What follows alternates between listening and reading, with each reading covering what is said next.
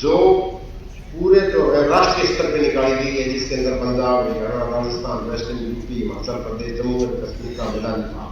यानी इस बार पिछली बार जो बीज लेके गए थे किसान हनुमानगढ़, गंगानगर, गावड़ा, कसाना, नागौर तक चली गई है और लोगों ने बड़ी अच्छी इसकी पैदावार की। तो इसकी जो है 40 किलोग्राम बीज आपने प्रति एकड़ डालना है। बिजाई जो है 10 नवंबर से पहले कर देनी है और एक bag DAP 10 kilo zinc sulphate नीचे, 1 सवा बैग यूरिया ऊपर से देना और 50 मन से लेंगे 68 मन तक की पैदावार दे देती है। दूसरा इस किस्म की खासियत ये है जिसके एक तो दाना बहुत मोटा है, बीमारी कोई आती नहीं है, उसकी बालियत है लाल रंग की, तो कोई नकली बीज भी नहीं दे सकता। तो आगे जिन किसान भाइयों के पास पानी उपलब्ध कम है, भूमि रेतीली है, वो 1402 रहे, ताकि आपके जो है ट्यूबवेलों में खारे पानी लगा के जमीन भी खराब नहीं होगी और आपको पैदावार भी ज़्यादा मिलेगी। और इसका दाना बड़ा मोटा चमकदार है, आयरन जिंक कंटेंट अच्छा, खाने के हिसाब से भी बहुत बढ़िया है। तो इस तरह से आप ज़्यादा पैदावार ले सकते हैं। अब कुछ किसान भाई कहते हैं कि हमारे पास तो ट्यूबवेल के साथ होती है, नहर का पानी भी अच्छा है, जमीन भी बहुत ज़्यादा उपजाऊ है, बिजाई भी हम समय पे कर सकते हैं, हमें तो ऐसी किस्म निकाल के दो जो 80, 90, 100 मन तक की पैदावार प्रति एकड़ देगी, चाहे हमारे से कुछ करो। जो कहोगे वो चीज़ डाल देंगे, लेकिन पैदावार प्रति एकड़ देंगे ज़्यादा से ज़्यादा चाहिए। तो उसके लिए हमने किस्म निकाली थी 2021 के अंदर 1270 नंबर। इसको आपको जो है अक्टूबर के अंतिम सप्ताह, नवंबर के पहले सप्ताह में बिजाई कर सकते हैं। इसको अगेती बिजाई कर देते हैं। इसके साथ जो है गेहूं अनुसंधान संस्थान करनाल में भी निकाली गई है, DBW 303 है, 327 है, 370, 75, 72 है, एक लुधियाना ने निकाली PBW 875। तो ये 5 से 7 किस्में ऐसी हैं जिनको अगेती बिजाई करके ज़्यादा खाद पानी के हिसाब से प्रति एकड़ आप पैदावार ज़्यादा ले सकते हैं। लेकिन ज़्यादा खाद पैदावार लेने के लिए बीज की मात्रा आपने 40 किलोग्राम, नवंबर के आखिर तक जो भी बिजाई करें वो 40 किलोग्राम बीज प्रति एकड़ डालें। एक किसान कहते हैं कि ज़्यादा बीज डालने से ज़्यादा होती है, नहीं, ये उनका मिथ्या प्रचार है, उनका भ्रम है।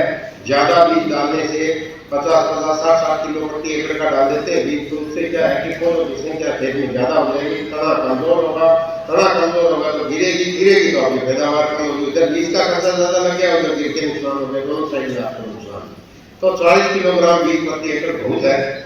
और ये जो किस्में बताई है 1270 है, 327 है, 872 है, ये सारी जो है बिजाई के समय उस तापमान को सहन कर जाती है, क्योंकि बिजाई के समय जो इनके जर्मिनेशन को कोई फर्क नहीं पड़ता। तो 40 किलोग्राम बीज इनका डालें, एक DAP 10 kilo zinc sulphate, 2-2.5 bag urea सामान्य खाद डालते हैं। इसमें ज़्यादा डाल सकते हो, 1.5 बैग DAP और 3-3.5 बैग से यूरिया, लेकिन साथ में 2 से क्रियाएं आपको अलग करनी है। क्या करनी है? उनके अंदर आपको ग्रोथ रेगुलेटर की स्प्रे करनी है, जैसे खाद भी आप डाल सकते हो। तो गिरने से बचाने के लिए गियोसिन नाम का जो ग्रोथ रेगुलेटर आता है वो 400 मिलीलीटर दवाई 200 लीटर पानी 2 स्प्रे करने, एक करना अपने 50 दिन पे जब तने की पहली गांठ बनती है उस टाइम, दूसरा 80 दिन पे जब बालियां निकलने वाली है। 2 स्प्रे करने से इसकी जो हाइट है वो 10 सेंटीमीटर कम हो जाएगी। तना जो अंदर से होता है वो धागे बढ़ते बढ़ जाएगा, बांस की तरह मजबूत हो जाएगी, गिरेगी नहीं तो आपकी पैदावार ज्यादा होगी। ये किस्में सारी जो है 80, 90 मन से लेकर 95, 100 मन तक की पैदावार दी है। पीछे सरसा के अंदर से पूरिया 88 मन प्रति एकड़ के हिसाब से निकली है, रोहतक के पास 92 मन प्रति एकड़ के हिसाब से निकली है। तो इस तरह ज्यादा पैदावार ले सकते हैं, लेकिन वह इधर उधर से केमिकल लगा के ज्यादा ना छिड़केंगे।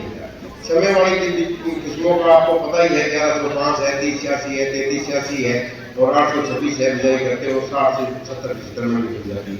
अब 75 बिजाई जो है 26 नवंबर से लेके और 25 दिसंबर तक होते हैं और नवजात की भाषा में पूरा दिसंबर का महीना और जनवरी के पहले सप्ताह तक बीत सकते हो। इसके अंदर हमारी 3-4 किस्में हैं, W11-24 है, W13-02 है, PBW 771 है, HDP 64 है, HD 3298 है, DBW 173। इसके अंदर 50 किलोग्राम बीज प्रति एकड़ 75 बिजाई में आपने डालना है। तो इस तरह से 75 बिजाई करके आप कर सकते हो। आजकल के दिनों के अंदर 2-3 तरह की दिक्कत आई हुई है, पत्ते गिरे हो गए, ऊपर से हो गए, नीचे के हो गए। तो वेट में दुकानदारों से जाके आप जो है केमिकल खरीद के उसमें ना डालें, कोई ऐसी दिक्कत नहीं है। जिंक यूरिया की स्प्रे कर सकते हो, हरा कैल्शियम सल्फेट है 1 किलोग्राम पानी में डाल के स्प्रे कर दो।